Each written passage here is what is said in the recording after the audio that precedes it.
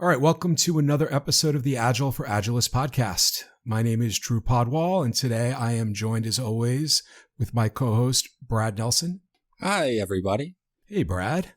And today's a great episode. We've got with us a guy named Diego von Sohsten. Did I say that right? Diego von Sohsten? Better than I do. Better than right. Amazing. Well, Diego, we've been talking about this probably for about a month now. And I've just been really excited about this. I met Diego probably, what was it, like 2020? I think it was 2020 still. I think so too.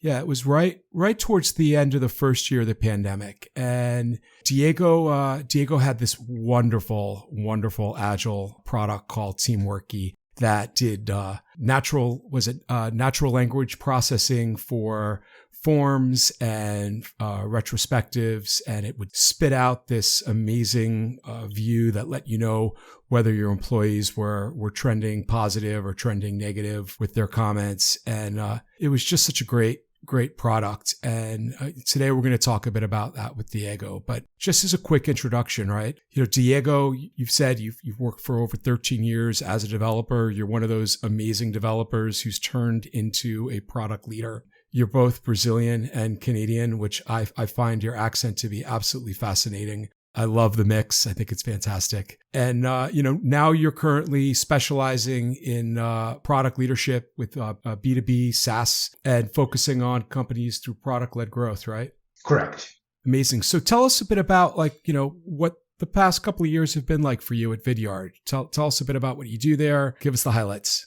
Awesome. Yeah. So I have a lot of fun at Vidyard. Basically, we are leading our product-led growth transformation, as you alluded to. And that means putting the product on the driving seat. Often what happens is that you build this amazing product and the way that you're serving your customer, the way that you're showing how the product works and building that value perception is with human beings. And the way you're selling is with human beings and the way you're selling too. And what happens sometimes is that once you have that solid understanding of the problems that your product's solving, you can actually get it to do a lot of that heavy lifting for you. Whether that means more retention strategies and more engagement strategies, leveraging product-led onboarding, product-led acquisition with virality, and also the ability to transact in the product by yourself. So I think we've come a long way evolving the PLG strategy at Vidyard in a way that if you are an individual, if you're part of a team and you want to start using video for sales and or marketing, you can do it yourself. You can set up a free account and the product gives you a lot of value on its own. And once you're ready to reach that organizational scale, that's the moment when our sales teams get more involved. So it's a transformation. So it's no easy work for sure, but it's also very gratifying once you start seeing the progress. That's phenomenal. And it's so rare. I mean, I guess it's not super rare, but in what Brad and I do with the companies that Brad and I work with, it's so rare to hear product-led growth stories firsthand. So I think that's really wild. So tell us a bit. You've had a couple of startups as well, right? Tell us about your evolution as from that moment where you were a developer and you were like, I want to be a product manager. I want to be a product leader. Tell us a little bit about that because that's fascinating to us as well. For sure. Basically, I was a developer, but I wasn't very good at that. And I knew that. And I wasn't having fun either. I think I was pursuing the computer science program because I had a different perception of what that was going to bring to me and what it actually happened. But if there is one thing I learned as a developer in my first job during university and after, was that working with customers and understanding the problem, those interactions, having that understanding, having that connection meant way more to me than the time that I spent writing lines of code. And while I still carry a lot of that, less about the code and more about the data component, I just love data. I still use SQL in my job. I just adore that. But I eventually learned that product management was a career path. And just by reading about it and talking to people in those roles, I could see myself making that transition. It wasn't easy. However, because as you mentioned, I come from Brazil and eventually I moved to Canada. But in Brazil, especially in the city that I come from, you have all those large companies. You have IBM, Accenture, Microsoft. But what happens more often than not is that developers are the workforce in a place like Brazil. You don't have necessarily a product manager in those environments. Your product manager is probably in North America, in Europe, or somewhere else. So that was very limiting, knowing that there were many opportunities in software development, but that, if I wanted to go beyond that, I would feel a little bit more limited. So what I did was to really shift my career towards what I wanted and create the opportunity for me. So I was pursuing my master's at the time, and I had my first startup at the time, which was something a little bit more services and product oriented, but still. Once I finished that master's, I knew I didn't want to code anymore. And I really wanted to go back to, a full-time job and learn from that. So my previous job where I started offered me the opportunity to return as a product owner as long as I taught everything I learned to the new team that they were forming at the time.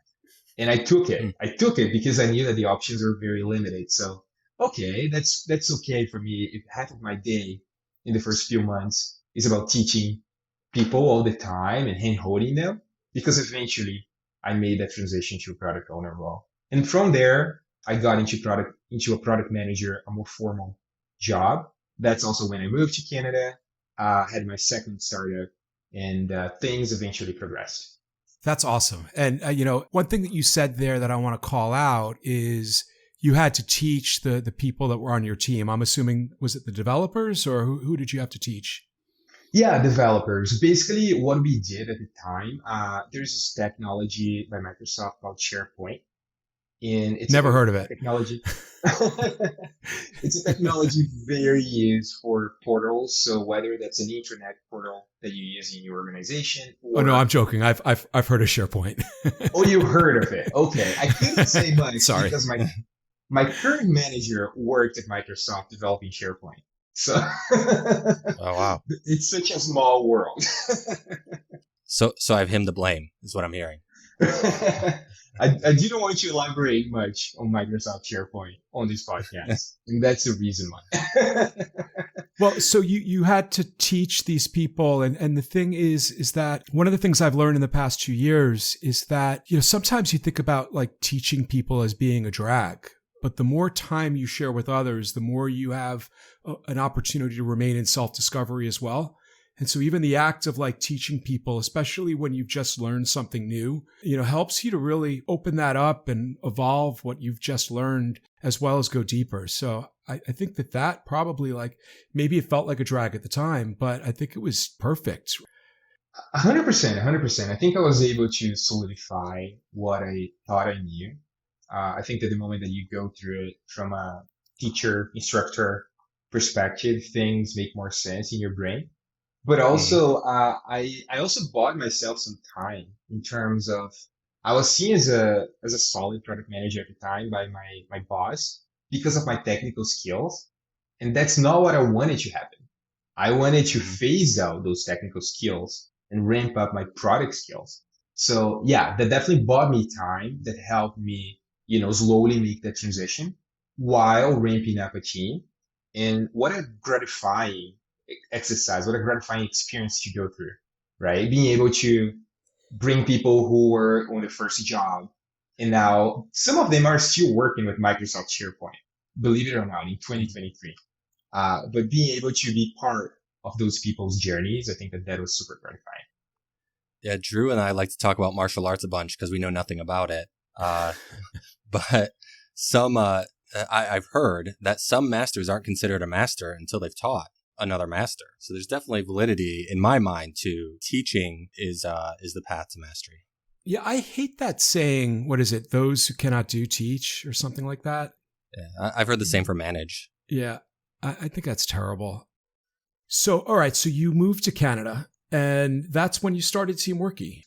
Yeah, I moved, I think a couple years prior to that.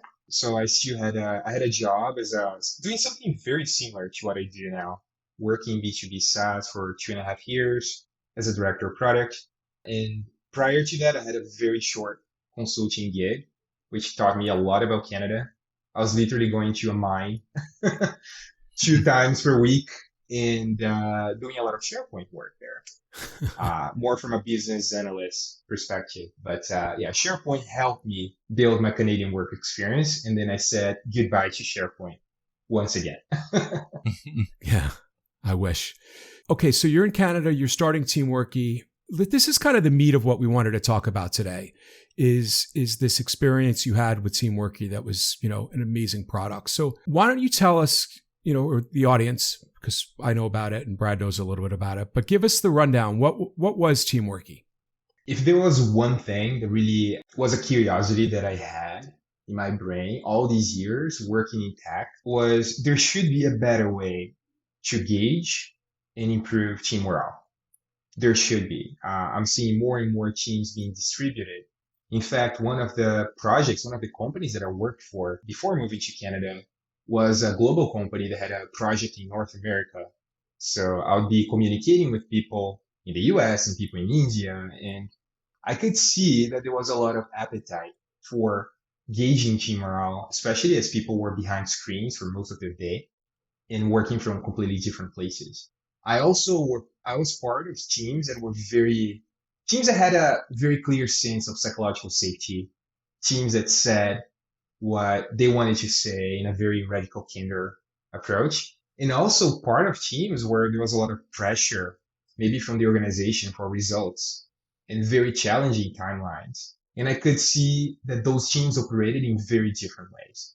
So I had a lot of curiosity about the role of technology in, first of all, assessing where you are as a team in terms of morale, but also helping you improve some situations that maybe, if you didn't have technology, you couldn't notice. So that was a problem we are trying to solve, to equip team leads and managers in tech organizations to understand morale in their teams, but also give them strategies to elevate and build that sense of psychological safety. That was a product that I always wanted to have, and I don't think it existed. So I decided to build it. And that experience actually happened while I had a full-time job. So not something that I'm very fond of or something that I feel very nostalgic about, but having a full-time gig in product while developing a product in an organization is a very challenging task. And I don't think I was fully ready for it psychologically, but I definitely went through it and learned a lot. And that led us to a moment when COVID happened. And that was a time, I think, for many people to practice detaching and changing how their lives were progressing. And I basically told myself, hey, we have been developing this thing for a year. If I don't go full time in this, if I don't really give it a chance to be successful, I will always have the question, what if? And in fact, at the time, the organization I worked for some part, wasn't very supportive of the idea of leaders having another project outside. So I had to make a choice. Was I going to ditch my startup for the sake of security, job security? Or would I say no to my job security and really gain more depth with teamwork and the problem we are trying to solve? I chose the latter. I don't regret it. I learned a lot. And we're actually able to meet you. You were one of our earliest adopters and one of our biggest fans. So I learned a lot, and I'm very grateful for that experience. Yeah. So Brad, what we used it for at MadHive was I reported to this guy, Brian, who was the chief product officer. Mm-hmm. When I first got on board, one of the things I noticed that Brian did was all the people that reported into him, he would send out a Google form to them every Friday. And every Friday you had to fill it out. And it was what went well this week, what didn't go so well this week, what do we want to do differently? Like, what are the things that you learned this week? If there's one thing I should know about, what should it be? And it wasn't that Brian was trying to replace face-to-face conversation. It was that he couldn't sustain all of that face-to-face conversation on a regular basis to make sure he always had his finger on the pulse of things. And it wasn't to say that I couldn't, set aside a meeting with him if there was something I needed to talk to him about. He had a great open door policy. It was just, it enabled us to kind of track from week to week what was going on. And, at the same time, Mad Hive had never really done regular retrospectives before. So Maria and I were looking for a retrospective tool, and Teamworky seemed to be this thing that could kill two birds with, one stone for us. And so we deployed it in both a team retrospective context, as well as it replaced Brian's Google Forms. And the cool thing was you could track over time people's, response and the sentiment score. I think it was a sentiment score, right? That you had for each person, as well as the people on your teams. And there were things about Teamworky that worked really well for us. There were things that didn't work really well for us. But the coolest part of it, and Brad, I didn't get to really share this part with you, is that like Diego and I found Teamworky on Reddit, which was, go figure, I found something on Reddit. Right. But we started talking, and, Diego gave me a little bit of influence over his backlog, and he talked to me as a customer in a way that made me feel like my feedback, and not just made me feel, but made me feel, and actually that my feedback was valuable to him, to you, Diego. That always stood out to me, right? Is you always made time to talk to me as a customer and learn more about our use case and how we were using it. And there were some things that you did for us that were custom that maybe other customers weren't specifically asked for. And we always appreciated that. But it was a lot of fun working with you on that while that was going. And we were deeply saddened when it went away. And I haven't really found something that really fits the bill to replace, what you had with Teamworky. So we have you to blame for the bad advice, right? Yeah, that's why it doesn't exist anymore. I'm the reason why it doesn't exist anymore. So I want to clarify, it's a sentiment score, right? Not a sediment. Did I say sediment? That's what I heard. I don't know. I think I probably said sediment. Sentiment. Maybe it's the New York accent. It is mine. Yeah, I have a lot of New York anachronisms, or whatever the right word is. The positioning matters a lot. So very different. I'm still struggling to visualize in my head like what exactly this interaction was. Like walk me through like the user journey, how you use this. Teamworky had this concept of you would log in from a user management perspective and you would create teams. And a team, I believe, if I remember correctly, had a couple of different roles. There was like an administrator role, and there was a manager role, and then there was I think just one member role below that. So you could set up your team, and then within your team, you could set out you could create surveys. And so you could have multiple types of surveys. So we had a weekly survey that went out every Friday. Then we had at the end of every sprint, after we did our retrospective, we had a survey from that. Just because we were kind of new at doing retrospectives at Mad Hive, and people weren't always so keen on speaking up. So this survey was really more for how did you feel this retrospective worked? Did it work well? Did it work not so well? So a retrospective for the retrospective. Then we had monthly surveys that would go out at the end of a month as well. And they were automatic. So they would automatically go out at certain periods of time. So that was one side of it. Then there was the retrospective side of it. So you could schedule retrospectives. And the cool thing that I loved was instead of like starting a retrospective on the last day of the sprint in the retrospective, I would create the retro board at the first day of the sprint. I would open it up for everybody and I would say, hey guys, the board's open. Here's the link to the latest retro board. If anything works well, doesn't work well, ideas for what we should do differently, or I always added a fourth column for shout outs, right? If somebody blows your mind and helps you out this sprint, don't wait until the last day of the sprint to add it early, because if they added it early, then we could save time in our actually retrospective event and we could just start talking about the things that were important to talk about. So usually the morning of the retrospective, I would transition it from ideation mode into voting mode. And I would jump on Slack and I would say, all right, guys, it's time to vote. And people would vote. And then when the retro started at like 1 o'clock or 2 o'clock or whenever that was, we would just jump right into talking about the things that had the most votes and, moving down the list. And it had the ability for us to create action items off of those things. And we even convinced Diego to create a plugin for us so we could export it into Jira, so we could have our improvement item in the backlog, which was helpful for us. And it was just a great tool. It really worked well, you know? Yeah, that's awesome to Awesome. hear. I can tell that Drew was one of our earliest adopters, and our exercise was basically, can we find more Drews?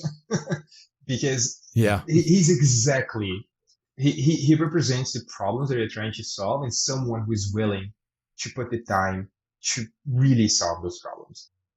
So that's something that we actually spend a lot of time on, building that community of early adopters, creating those feedback loops, and really learning from that. A lot of what Drew said inspired features that we developed, integrations that we built.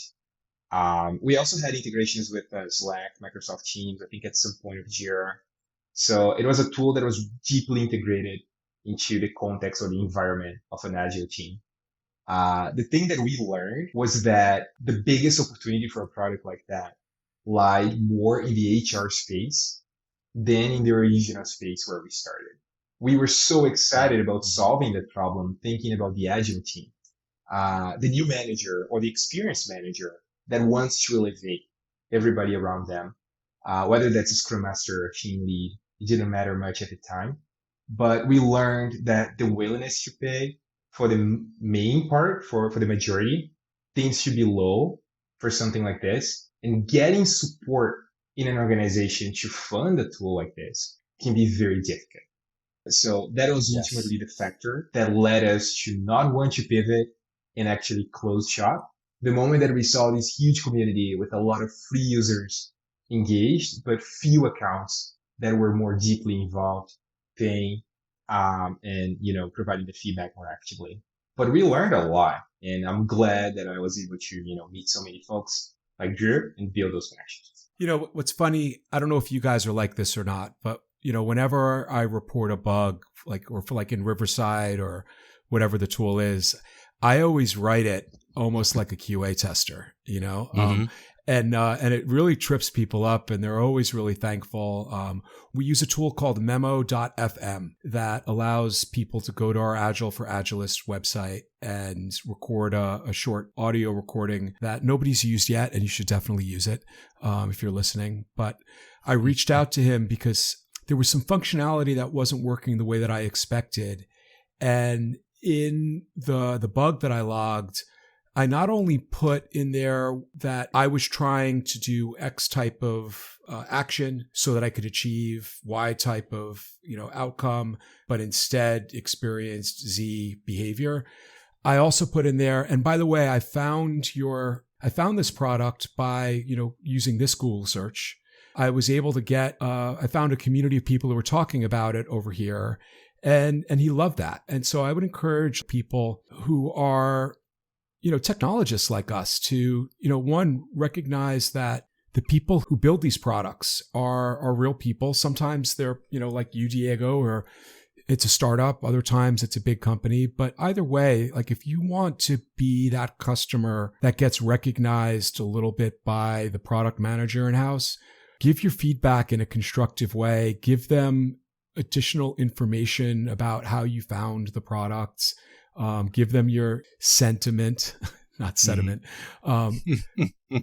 Yeah, for sure. That's something I think that we all learn once we work in software. And it's really easy to get frustrated. Just be like, 1 star, this is, but, see, I caught myself, Drew. This is terrible. Well, that's great that you feel that way. And I don't want to take away your feeling. That's not actionable. I can't action on that. And so, yeah, I definitely think actionable feedback is really the key for any product. 100%. I feel that being a product manager for so long and now in a more leadership position, whenever you look at the quantitative factor, whenever you look at those metrics, how many active users do you have on a daily, weekly basis, how many people are completing certain actions, you're still missing an element, a human element about how people feel using your product. And the worst thing for a product manager is to get those indicators, but you have crickets on what the actual experience looks like. It's anxiety inducing. Sure. especially if the indicators look awesome, but nobody's saying anything. Nobody's giving any feedback. So it can be very nerve-wracking, I would say. And having a community of people like what Drew just described is just a dream for any product person. When I think of Crossing the Chasm, the book, and how they talk about as you're building a new experience, you have those innovators right at the beginning with you, those people who are really excited about new technology and they want to give active feedback. Eventually you get to those early adopters that tend to be a little bit more on the cautious side, but still with a high appetite for trying something new. But then you start getting to the late majority, the early majority, the late majority, the laggards, and then it feels very enterprising. So I think that the fun of product management, more often than not, lies in working at the beginning of the chasm, creating those relationships, learning from your customer, because everything that comes after, in my opinion, is a lot about maintaining status quo. And that's where the product saturates. That's where the product starts to lose meaning. Mm-hmm. So every product, I think, should be thinking about how do we start this again? How do we evolve? How do we think about new problems to solve? How do we grow from here in a way that's not simply maintaining what we currently have? Because honestly, I don't think that that's super fun for a product manager. No. Yeah. Yeah. So I do want to add, it's equally as anxiety inducing and frustrating when you have a podcast that gets no feedback. Yeah, I was thinking that actually while Diego was talking. And, I was thinking that it's not that we're not getting any feedback. We're not getting feedback from people who we don't know. True. I've gotten feedback from people who saw the podcast on LinkedIn that I know that I didn't specifically say, hey, listen to my podcast. And that was kind of cool. But we haven't yet had that person that nobody knows, neither Brad or I know, to come back and say, I listened to the episode and I hate it, or I listened to the episode and I love it. And we want both, we want to know a little bit of both. We've been looking at our metrics. It's interesting. I didn't think the conversation would go here, but it's kind of apropos. We've been looking at our metrics for the podcast. We use Anchor FM, which allows us to distribute on, many of the major podcasting platforms, and then gives us a dashboard that shows us the metric on all the platforms at once. And there's a graph that shows the drop-off rate. And we're right at the place where we're starting to have enough active listens in each episode to start to make some early, meaningful hypotheses about one of the things that we're talking about. And I think maybe I messed it up on this podcast already, this episode, is that we've noticed that sometimes we start the podcast, we chit chat a little bit, and it takes us a little bit to get to the actual subject. And I realized I introduced you, Diego, but I never actually said what we were talking about today. That just kind of evolved. And I think that that's something that the early metrics are kind of showing us that we think might be true. What kind of tips and tricks do you have in your role, right? I'm sure that early on when you created Teamworky, that there was probably a period of time where you had no feedback coming in. So how did you go and solicit feedback? Great question. I think that especially when you're starting out, it's really the beg, borrow, and steal strategy where the customer feedback is the one thing that you can be striving for. And I think for us, it was really important to nail who we were building the product for so that we could better align the audience with that persona. And our hypothesis was that by doing that and acquiring more of the right, let's say, type of user, they would be more likely to provide feedback. It's easier said than done because when you're starting out, you don't have one persona sometimes, you have 3, 5. You don't know your positioning statement. You don't have a lot of money in the bank to fund the business. You don't have a huge runway. You're really trying to prove that you can solve a problem. So it's easier said than done. But I think once you're able to, grow that community, I think that people will be inherently more likely to provide feedback and creating space for the feedback. Whether that's you reaching out to the customer, doing what it takes to hear back from them, or creating micro surveys on the product that create that opportunity for them to share how they're feeling. And even contextualizing how you ask those questions and when you ask those questions. There's this whole thing about customer journey mapping in product management where You're trying to put yourself in the perspective of your audience from the moment that you're creating an account and having the first experience all the way through what we call activation or a successful onboarding to the way that they get hooked and now they are returning and constantly engaging with your product. So building out that map for the persona that you really care about and really contextualize what am I trying to learn along the way. For someone who is a new user and maybe performed specific action for the first time, I think the question is about how was it? Tell me the best about it. Tell me the worst about it. For someone who completely disappeared, your question can be more intentional too. Hey, we dropped the ball. It seems like, why is that? And a tiny fraction of those people will actually give you feedback. But if you can really nail that persona and build that community, you will have enough to keep going. And yeah, that's how I like to approach it. Easier said than done again, especially when you have a very small community. So I'm curious, what were the personas that you had at Teamworky? That's a great question. My memory isn't the best, but I can try to answer the question. We did have one for Scrum Masters and Agile coaches. We had one for team leads. We had one for developers. And then we had an ICP, an ideal customer profile, in terms of the size of the company that we were trying to target. And we had startups and we had mid-sized organizations. Very open, very broad, but we really wanted to learn. And we learned a few things. We learned that, at least when it comes to how people are using our product, Scrum Masters and team leads had very similar jobs to be done and very similar roles and very similar engagement patterns. At some point, we gave a name to the persona and we simplified things. And we thought about that persona and we thought about the user persona and eventually the decision maker persona who would be entering the credit card once we introduce a pay plan. I think maybe being oversimplistic, those were the personas we had at the time. You know, I love that you said that. Two things. One, you said jobs to be done. I love, was it Clayton Christensen talks about jobs to be done and the famous story of the McDonald's milkshake. Mm-hmm. Love that. Me too. And now I forget the second thing that was really important, but, oh yeah. Okay. So this is one that I've always struggled with, right? And I'm curious what your approach is that I've always coached the perspective of you might have a persona that's a decision maker and has check spending authority or check signing authority that is different from a persona that is your end user.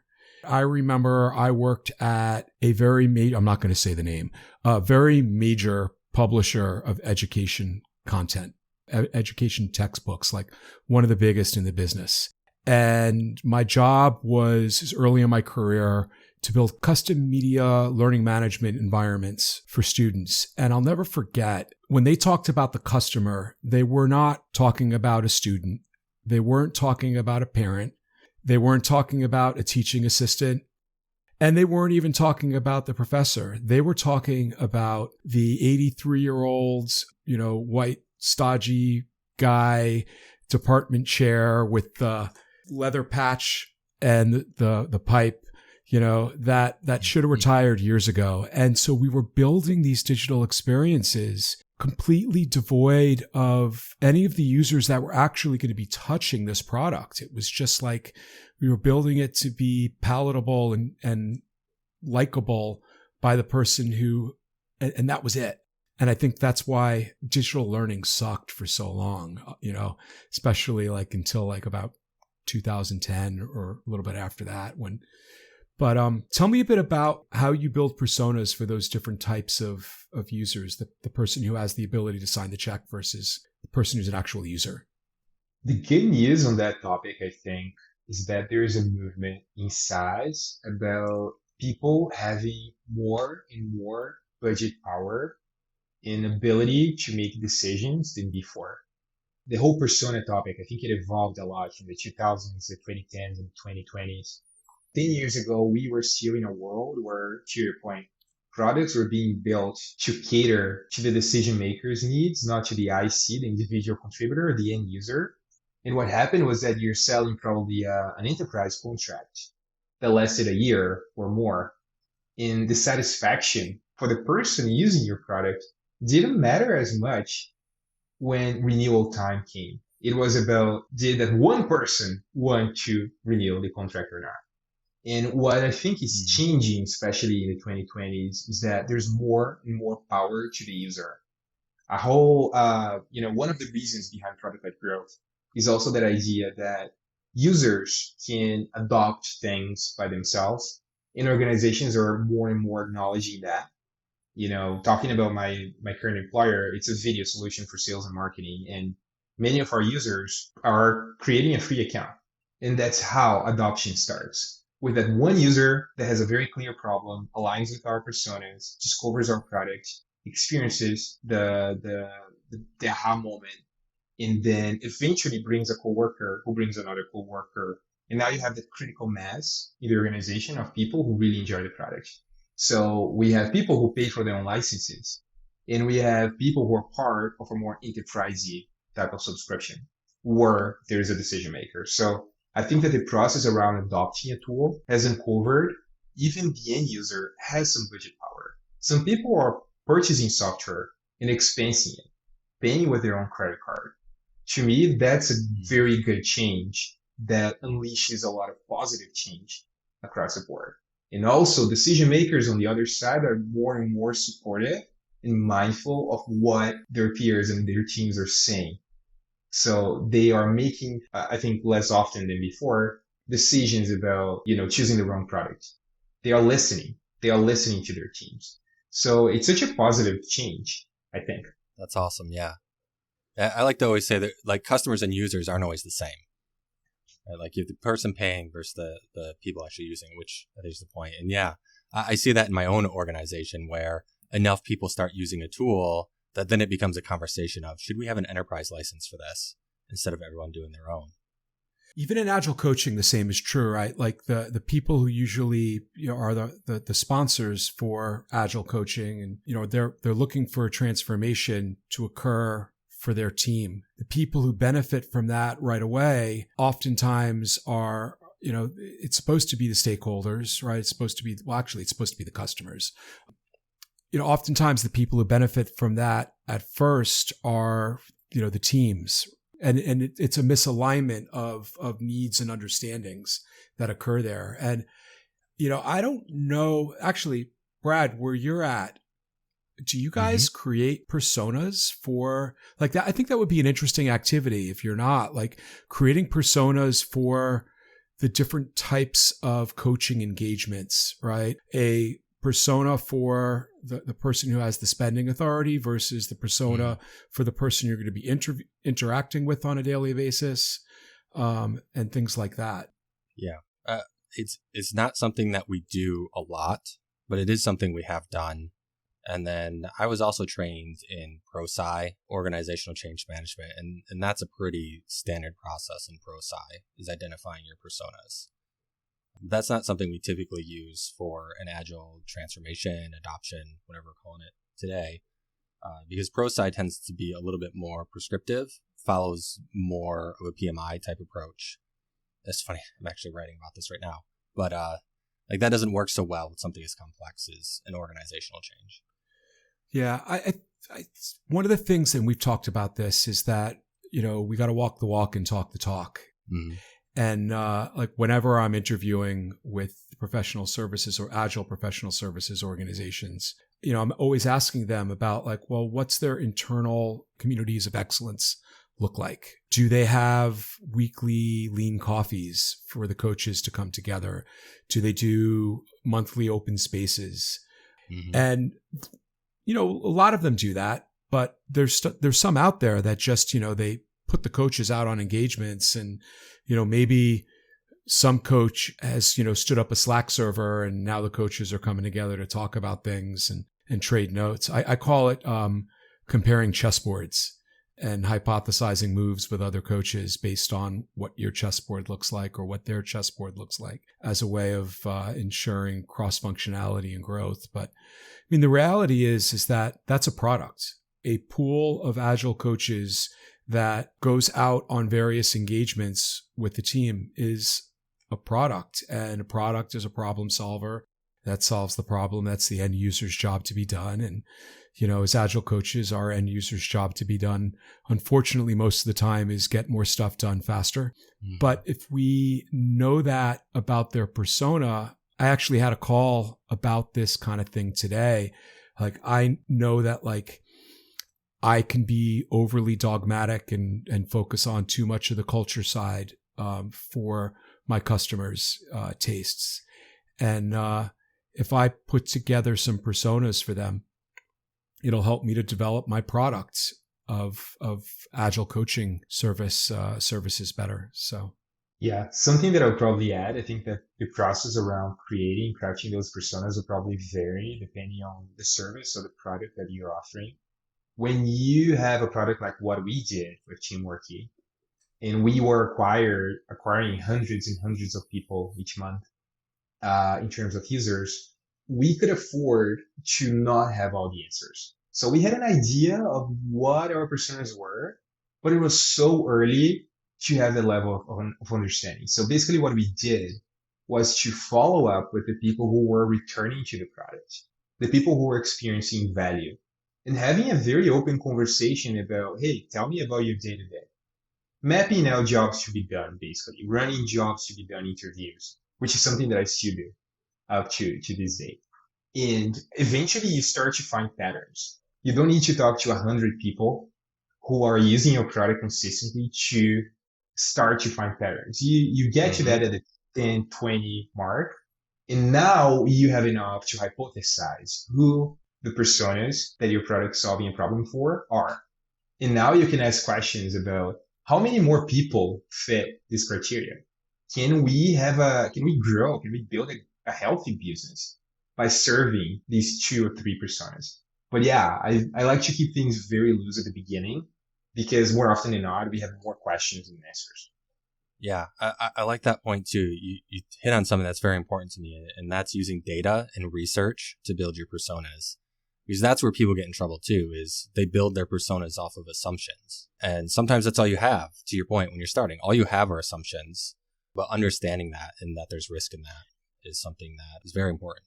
And on the data and research topic, something I've been kind of sitting on here is, you know, early on you had mentioned like getting feedback from fantastic users like Drew, and Drew always gave the perfect feedback. But when you get this feedback, how did you decide which feedback was worth investing in and which feedback was like, we'll set this aside and see if we get more of it? Yeah, I think that's when having some sort of idea on your personas can be helpful, because we had a lot of people using our product at the time. That was also an inflection point where we had to make a decision. Do you want to continue down this path? Do you want to serve HR? We were even offered a government grant at some point to create a version of our product that said HR and serve HR, but keep the same functionality, and shut down our Slack integration, but keep the Microsoft Teams one because that's the one that they were using. And, you know, many people will say, hey, I'll take the money because we are new, we're starting out, but we didn't, because he felt like the type of change that would not align with the product we originally had in mind and the personas that we had, the community we had built at that time. Maybe financially, it was the right decision to make with the product because HR has a more clear path to budget than, from my perspective, from my experience with Teamworky, than working with team leads in a dev team.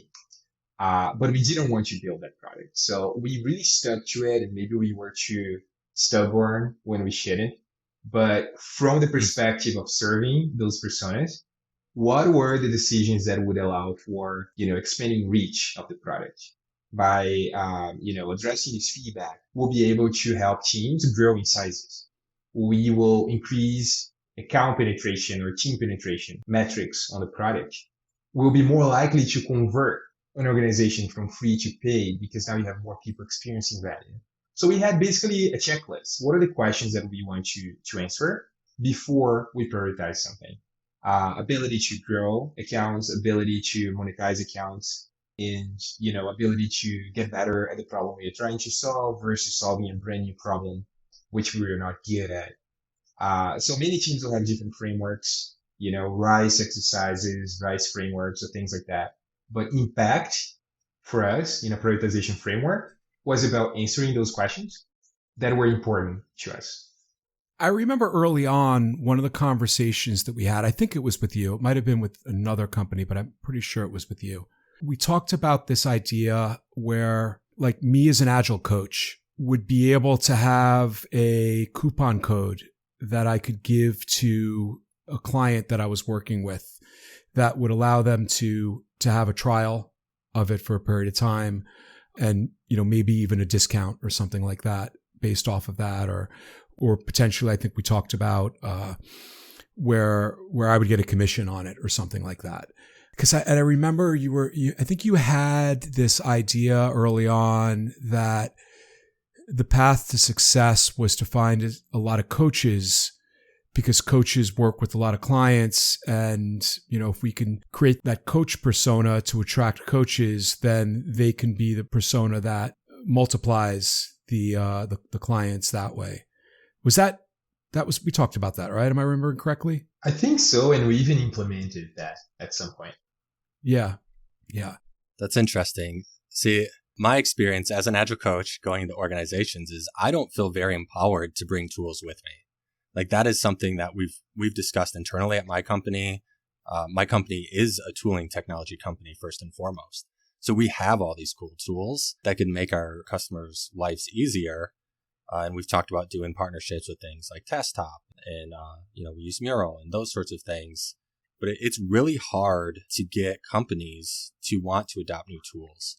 Either they already have one that's like close to it, or like it has to go through security. And from my experience, this is my opinion, I don't think the freebie approach works. Like, I don't think the free trials work at a mega corporation, because there's a lot of overhead into installing and like the security, and then like ban listing it afterwards if they don't want it. That I think a lot of them are just like, no, that's okay. That's too much work for a little time. Yeah, it's funny you say that. With my partner, Dimitri, United Parts of Chicago with Zoho, we were pitching early on a product services organization. They came to us, they wanted Zoho, and we pitched it. And I said, Dimitri, we're going to have to go through their security at some point, right? Like, so we need to make sure that everything that we do stays away from touching specific types of data. And I said, I have a feeling like we're going to get far on this pitch, and then they're going to ask us at some point if we have government security clearances, and it's going to just be lights out for us at that point.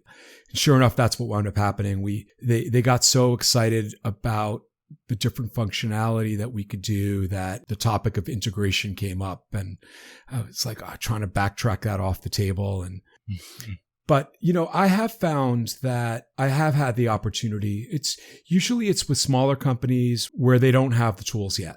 Like, there was one customer that they were like 150 people, and they were running their software development out of Trello still. And I was like, what are you guys doing? How are your developers putting up with that? But, those are the kind of customers that are open to looking at the tools that I have used and the bag of tricks that I've used. And if it's not an enterprise company and there's not security and things like that, but even at enterprise companies, right? Like, it's still so heavily siloed, where a manager or usually a director like has some discretionary budget where they can afford to pay for a small product as long as they keep it under the radar. And it's probably not the right thing that they should do. It's probably never going to be like at like a Pratt and Whitney or, Fuji America, where they've got government contracts and stuff like that. But like at HBO, like, definitely had tools that we probably shouldn't have purchased, that should have gone through IT that we were using. Or I think one of the things that we had it wasn't Jira Service Desk. I think it was like Zen Hub or something like that. And when they finally caught wind that we had a license, it turned out there were like 12 other departments that each had their own license for this thing. And they were like, no, only one license now. And it's all got to go through IT. And then all the gears ground to a halt, because everybody was trying to figure out whose requirements were going to be the requirements to set up the enterprise level account. And it wasn't going to work for this department, and it wasn't going to work for that department. It was just a nightmare. But yeah, I've experienced that too. Yeah. I feel like a category of products that really fits what you just explained here is probably the Figmas of the world, where every company I've heard of is using a mix of Lucid Charts and Figma and Miro, and you don't even know how those decisions are made. And making a decision in terms of enterprise adoption gets really hard because now you have teams with their own preferences. And I think that maybe that's a consequence of product-led growth too. More fragmented product adoption in organizations, especially in categories where you have a high saturation, where you have very strong players and the market is very divided, that ends up reflecting in the company itself. So I find that super interesting. Well, like, one of my super secret powers has always been, I know that whatever client engagement I go on, if they're using Jira, it's likely going to be a mess. It's likely not going to be configured correctly, right? Most companies, they hire, and I'm doing the air quotes, a Jira administrator, but they're really just a Jira coordinator at best, and that there's nobody on site that actually understands Atlassian at an enterprise level. And it's just a bunch of coordinators who are doing the best that they can to keep the lights on with Jira and accommodate everybody's needs. The other side of that coin, though, is that I also know that if the customer I'm working with is lucky enough to have their own Jira instance, that needs to be protected, because as soon as that gets cannibalized by the actual enterprise license, that all of their ability to make those administrative changes that they had are going to go away. Yes. Yeah. In those instances, my first job to do is to find the Jira IT coordinator / administrator and get them to love me, so that this way I have the ability to influence them a little bit and maybe get lucky and get an admin account so that I can do some of my own Jira admin. Sweet talk them, send them some treats. Yeah. Let's go back to team working. One of the things that we wanted to talk to you about today was fast cycles of failure and looking at failure as an opportunity as opposed to this badge of shame and whatnot. And, you're on the other side, right? You're doing really well. You're loving your job. You've got great insight. What were the opportunities of failure for you along the way with Teamworky? What were those aha moments, and how has that helped you to be better as a product leader today? Yeah, what a great question. And I think that's something that comes to mind immediately is the part about self-discovery. And when you are creating a new product or when you are building an organization, you will probably take on a more generalist type of role. You have more jobs to be done per se. And a lot of that magic that led you to that moment will probably be a fraction of your day. I'm a product person, and I was probably spending 25% on my day on product management.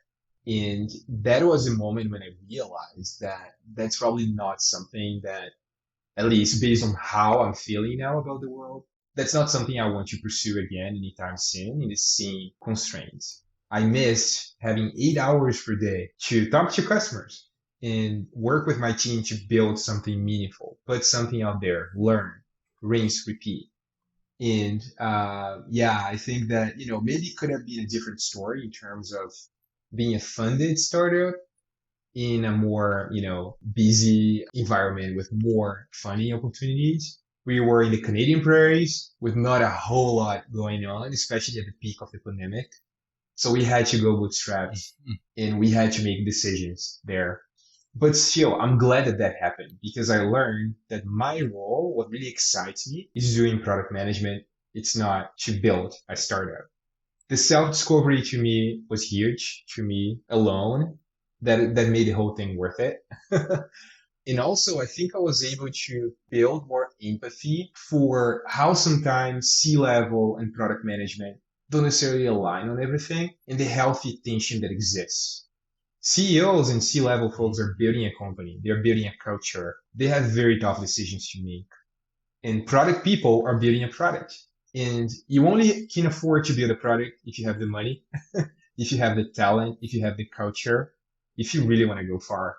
So being the same person doing two things almost led me to those moments when I was like, okay, Am I making this decision from the perspective of getting more users using my product so I have a better pitch deck to show potential investors?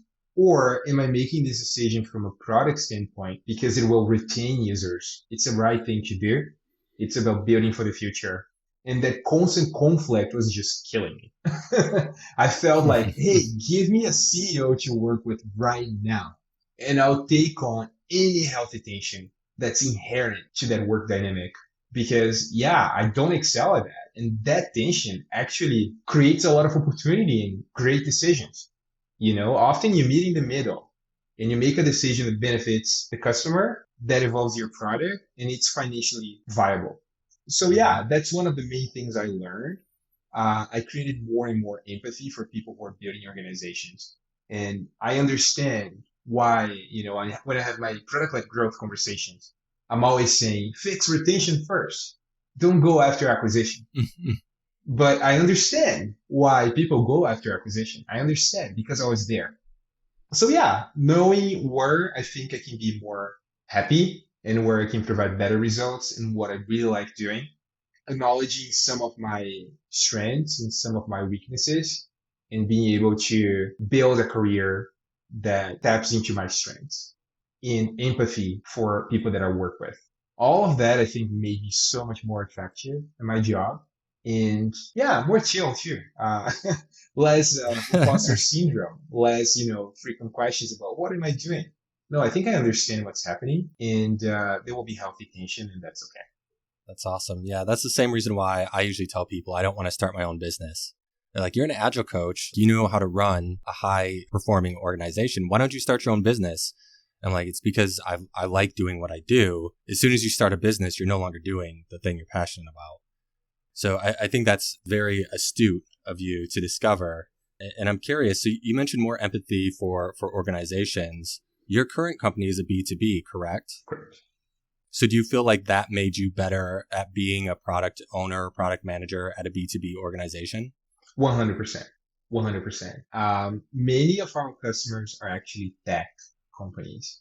Some of those are tech companies that just started out, and the CEO is a salesperson. Of course, we also sell to enterprise organizations, but knowing that that's such a significant fraction of our customer base definitely impacts, how we approach customer research, the questions we ask, the decisions we make. And I think it's contagious here, right? The type of experience, given that I'm a manager, being able to share those experiences with my team as well, without them having to go through everything themselves. Of course, I hope that they will do things in their careers and learn a lot by themselves, but being able to, get those nuggets and being able to share that with folks and make other people's lives easier, whether that's internally or externally, whether that's a customer or a peer, I think it can be really powerful.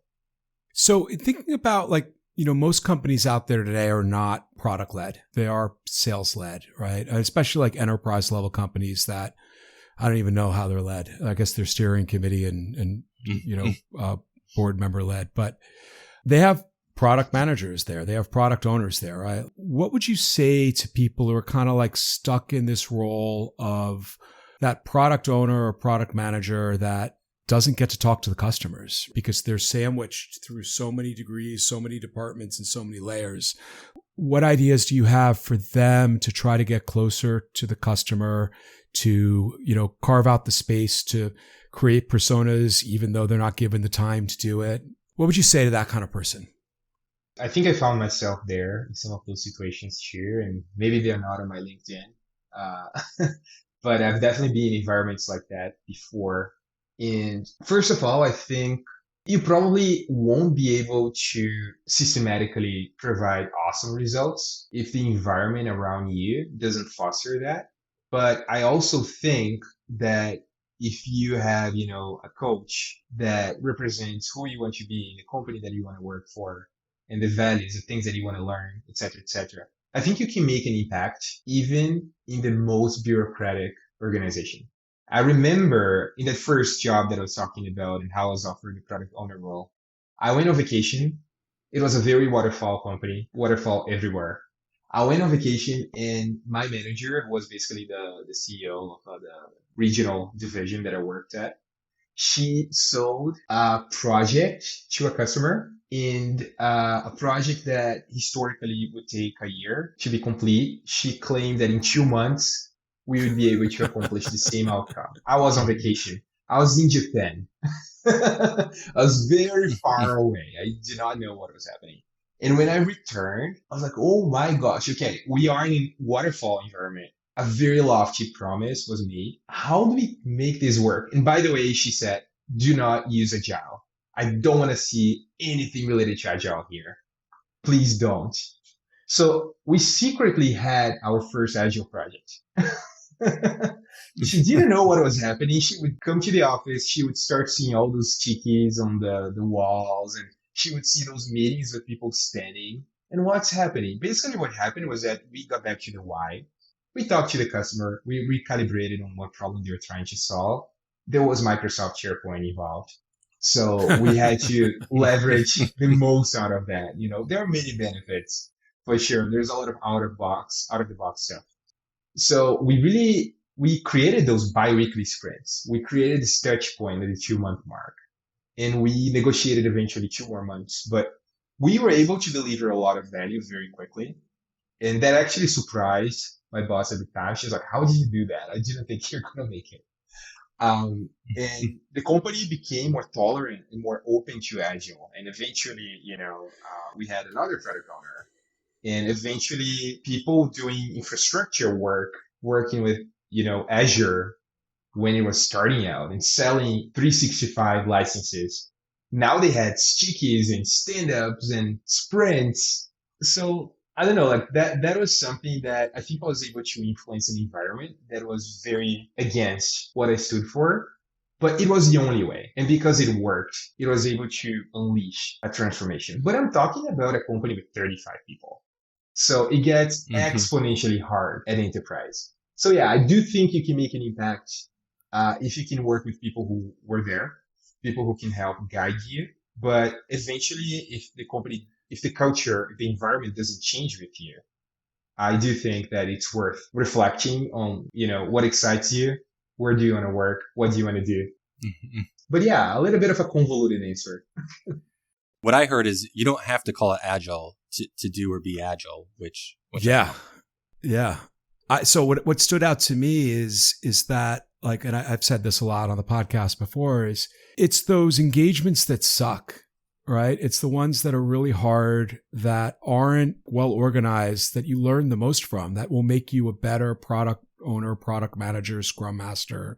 And like the whole time you're going to be wishing that you were at a company that was product led, right? A company that did get agile and things like that. But we often forget that the opportunity that's in front of us in those moments is that opportunity to learn how to deal with things when they're not picture perfect. And rarely are they ever picture perfect. Yeah. I want to highlight that last thing you said. Rarely are they picture perfect. Like, we get in our heads, especially as agilists, we have this like picture in our head of we're going to go work and like we're going to live in, what was that commercial? Like the corner of perfect in something and great. It's like Little Orphan Annie, right? Like the idea that my real parents are going to come and they're going to hire me and they're going to be agile. It's going to be an agile company, Yeah, that resonates so much with me. And that's something that I'm always telling my team, especially more junior product managers when I'm doing my coaching. Take certain things with a grain of salt, especially in product management and in the product-led growth world. There is a lot of content out there, but I don't think that represents the reality of most organizations. And having someone who had those experiences kind of, bring the reality, bring those conversations to the teams makes such a huge difference. I've seen people leave an organization because the way that A/B tests were being run wasn't the way that they read about it. But, more often than not, the person writing how you should write an A/B test maybe didn't even have that exposure. You're talking about very theoretical content with not a lot of applicability. So yeah, acknowledging that the world is far from perfect and really making the most with the tools you're given and creating the opportunity yourself. That's what I did. I feel like in every job, I had to create my opportunity because it wasn't handed over to me. And not everybody feels that way. Maybe not everybody operates in the same way. But I think that the go-getters of the world, they can create their opportunity in their career. Well, and that brings us back to the original topic, right? Which is, how do you go from being a developer to a product owner or product manager? It's having that mindset. It's having the mindset of thinking outside of the box, thinking to the left and the right of your lane, being bold and brave, being charismatic. This has been a great discussion. I definitely want to have you back to talk more about like what it's like being at a product-led company. What do you guys have for last licks before we get off? What would you like to say to the audience, Diego? Yeah, I think we covered a lot, and the time definitely flew by. What a great conversation. I would say that I think the way we were wrapping up the conversation is how I would like to leave it as well. Creating your own opportunity and yeah, going a little bit beyond what's obvious, what's right in front of you. Exercising a little bit of lateral thinking, I think taught me a lot, and I don't regret any of that. I think that, there are definitely scars here and there, but they all taught me something, and I wouldn't change. I wouldn't have done anything differently. Let's do what feels right, and let's exercise the lateral thinking in our lives, because I think it's always worth it. Yeah, I love that. What about you, Brad? What do you got? So it's a pleasure meeting you, Diego. This was Diego and I met right before this call. So it was a pleasure meeting you. It was definitely enjoyable for me. I think I'm going to touch back on the whole, we don't have to call it agile to be agile. And I'll have to listen back to the episode, which I always do anyway. But I feel like we've said agile way less this episode, but we were talking about true like business agility. And that's so important because agile's almost become commoditized. And it's like its own, like you said earlier, Drew, like, what's your product? Like that kind of like irks me a little bit. Maybe that's another podcast where it's like agile's become the product and a product solves problems, but people treat it like it's the end all be all. I adopt agile or I install agile and then all my problems go away, but they don't know what their problems are. So that's what I loved so much about this was that we were able to talk about agile without necessarily having to call it out every time. I feel like you're using the word agile repeatedly to make up for the fact that we didn't say it enough in the episode. You caught me, Drew. Well, I think this is great. Diego, you've always been an inspiration. And I've always loved working with you, right? And I'm so glad we got to carve out the time for such a great topic. Thank you both. Brad, thank you always for being my podcast partner in crime. And we'll come back next week with another episode. Fantastic. Yeah, thank you all so much. What a great conversation. Nice meeting you, Brad. And hoping I'll be back eventually and happy to talk more about PLG. Cool. Awesome. Thank you.